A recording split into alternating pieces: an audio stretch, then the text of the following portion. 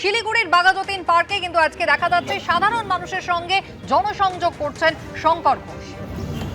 সরাসরি আমাদের প্রতিনিধি সনদ ঝা রয়েছেন আমাদের সঙ্গে। সনদ, প্রত্যেক সোমবার করে গত সোমবার থেকে শুরু হয়েছে শুভেন্দু অধিকারীর জনতার দরবারে, আর আজকে রোববার বিধায়ক শঙ্কর ঘোষ তিনি জনসংযোগ করছেন। ঠিক কোন জায়গায় কাদের সঙ্গে কি কথা বলছেন?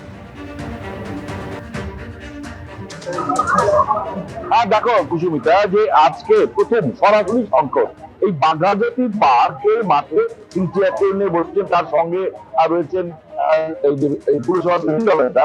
কিন্তু গুরুত্বপূর্ণ পার্লামেন্ট রয়েছে 5 বছর মানুষের সঙ্গে 5 বছরে কিন্তু বলা যায় যে শঙ্করকে ঠিক করতো না এবং তার বিধায়ক করে টাকা খরচ করতে মানা দেওয়া হতো, এরকম নানা বিষয় ছিল। কোন রকম অভিযোগ পেতেন না। আমি কথা বলবো যে এখানে আচ্ছা, আপনারা এখানে কি অভিযোগ নিয়ে কি মনে একজনকে ভাড়া দেওয়া হয়েছিল 2012-তে, অনেক বছর ধরে ভাড়া ছিল, থাকতে থাকতে উনি ফর্জ ডিড বানিয়ে ওটা নিজের নামে করে। আপনার বাড়ি কোথায়? এখানে আমার বাড়ি বাঘাযতীন করে। কি মনে হলো কথা বলে? এখনো কথা হয়নি, কথা হবে এই অভিযোগ নিয়ে। আপনার কি অভিযোগ? আমার কোনো অভিযোগ নেই।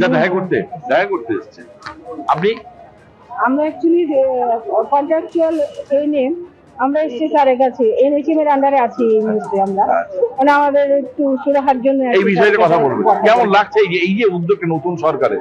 খুব ভালো উদ্যোগ, এর জন্যই তো আমরা সবাই এখানে একত্রিত হয়েছি। দেখো কুসুমিতা, এই যে বললাম যে এই যে মানুষগুলো এসেছে আজকে এক একজন এক এক রকম সমস্যা নিয়ে, প্রথম দিন সেটা হচ্ছে তাদের বিধায়ককে কথা বলা, কিন্তু সরকারকে কথা বলা, সেটা কিন্তু দেখো সময়ের সঙ্গে সঙ্গে বদলে গেছে।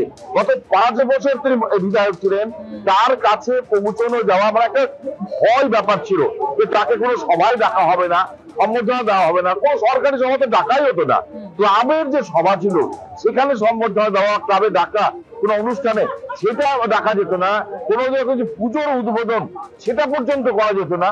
এই যে একটা পরিবর্তন সরকারের সঙ্গে সঙ্গে এত মানুষ